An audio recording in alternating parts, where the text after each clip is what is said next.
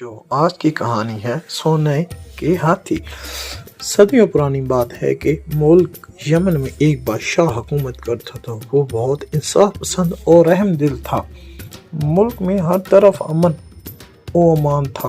ایک دن اسے بیٹھے بٹھائے خیال آیا کہ رعایا کی خبر لینی چاہیے۔ پھر اس نے اعلان کروایا کہ بادشاہ کو کوئی ایسی کہانی سنائے جو اس نے کبھی نہ سنی ہو۔ جو ایسی کہانی سنائے گا اسے سونے کا ہاتھی انعام میں دیا جائے گا۔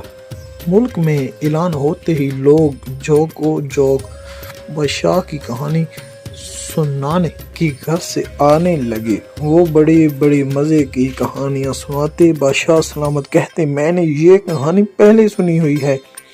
لوگ تھک ہار کر لوٹ جاتے۔ کہانی سنانے والوں نے چڑیا اور باز مروایا۔